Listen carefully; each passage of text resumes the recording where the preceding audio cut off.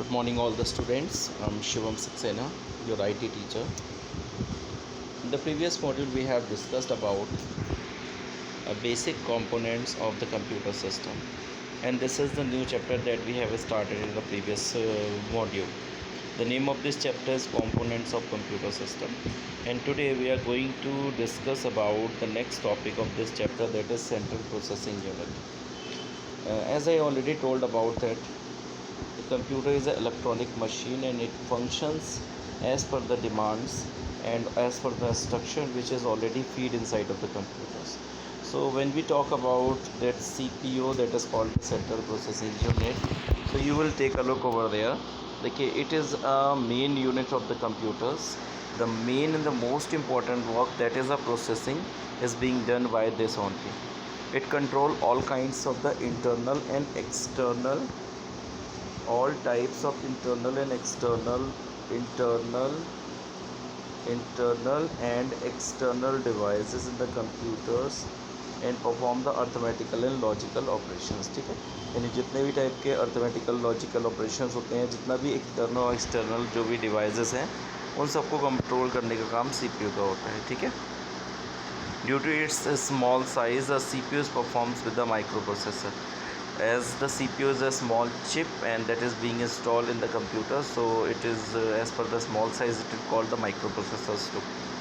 A microprocessor is an integrated circuit. देखिए, it has been made by the silicon and it contains a number of integrated circuit inside of that. That circuit is basically done for doing a lot of specific task.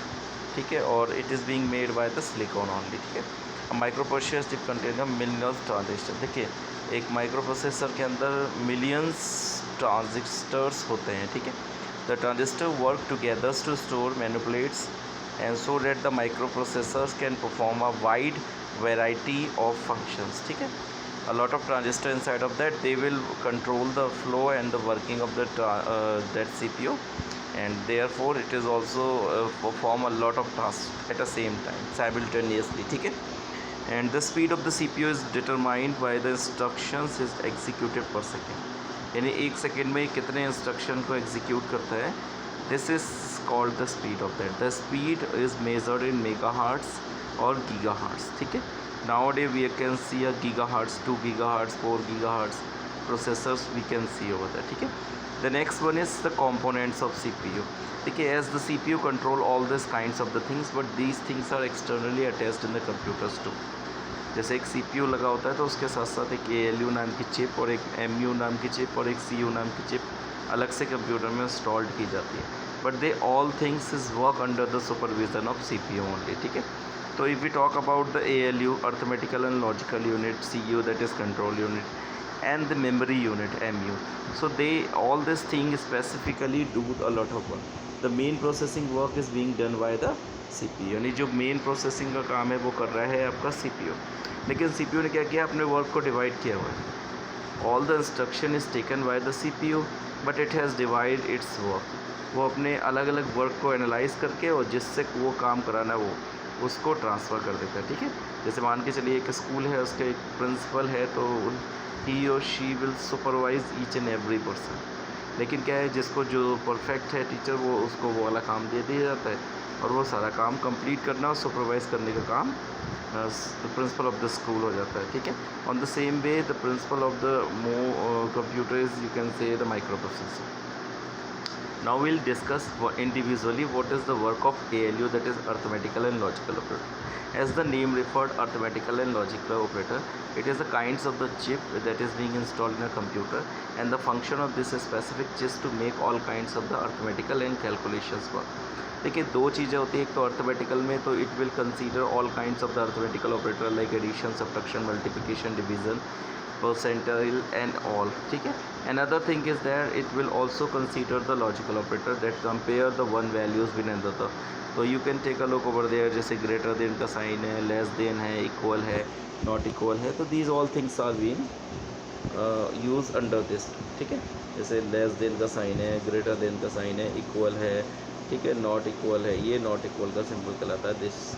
This is called the not equal symbol, जिसमें एक side और second side में like this. ठीक है, तो this is called CPU ALU arithmetical and logical unit. अब कोई भी कंप्यूटर को आप इंस्ट्रक्शन देते हो, अगर उसमें अर्थमेटिकल और लॉजिकल कोई भी फंक्शन करना होता है तो वो सारा का सारा फंक्शन करने वाली एक चिप होती है जिसको हम ALU बोलते हैं।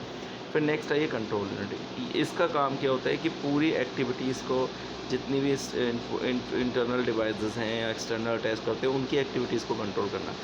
ठीक है, जितने टाइप के ऑपरेशंस होते हैं कंप्यूटर्स में उन सबको कंट्रोल करने का काम CPU का होता है। मेमोरी यूनिट, देखिए मेमोरी यूनिट का क्या काम होता है। Memory unit is specially a unit that will deal with the memory. अब मेमोरी का काम क्या है, स्टोर करने का। ठीक है, each and everything that is being transfer to the computer first stores, यानी जो भी आप कंप्यूटर के अंदर ट्रांसफ़र कर रहे हैं तो वो सबसे पहले स्टोर कर जाते हैं। तो एक MU करके चिप लगी होती है, उस MU का काम ये होता है कि वो मेमोरी को यानी स्टोर को करने का काम करता है, चाहे वो डेटा हो चाहे वो इंस्ट्रक्शन हो। जब तक वो स्टोर नहीं होगा तब तक वो ट्रांसफ़र कैसे हो सकता है। पहले आप उसको किसी चीज़ के अंदर स्टोर करेंगे ना, तो that work storage work is being done by the memory unit only, and it's also control the both kinds of the memory devices too. जैसे आपने पेन ड्राइव लगाई है तो पेन ड्राइव में कैसे डेटा स्टोर करना है, that is being considered by the MU only. इसके अलावा हार्ड डिस्क ड्राइव है, और इसके अलावा जो इंटरनल मेमोरी होती है जो रजिस्टर्ड मेमोरी के फॉर्म में होती है कंप्यूटर के अंदर, ठीक है, उसको उसमें जिसमें परमानेंट डेटा स्टोर रहता है, जैसे कंप्यूटर को स्विच ऑन कैसे करना है, किसी भी चीज़ों को फंक्शन में कैसे लाना है, इन सारी चीज़ों के इंस्ट्रक्शन जो होते हैं वो आपकी रजिस्टर्ड्स के फॉर्म में स्टोर किए जाते हैं इन द मेमोरी यूनिट। ठीक है, तो these all are the things, तो these all are called the internal memory. इसको हम सबको क्या बोलते हैं, internal memory. It is of two categories, ये दो कैटेगरीज के होते हैं, एक इंटरनल और एक external. A register is a very small data holding places, and a computer process is hold the instruction, storage, address, data, and there is a various type of the registers. Each register perform a specific function. Some most common used registers are AC यानी एक्यूमुलेटर्स हो गए, और data DR जिसको बोलते हैं data register, और address registers. तो ये सारे जो रजिस्टर्स होते हैं वो चिप के फॉर्म में कंप्यूटर के अंदर स्टोर होते हैं, जो मोस्ट इम्पॉर्टेंट इंस्ट्रक्शन यानी कैसे कंप्यूटर स्विच ऑन होगा, कैसे वो वर्क करेगा, उन सारी चीज़ों को अपने अंदर स्टोर करके रखते हैं। ठीक है, तो this is all about this. ठीक है, in the next video will discuss about the storage unit and memory unit in detail. Thank you very much.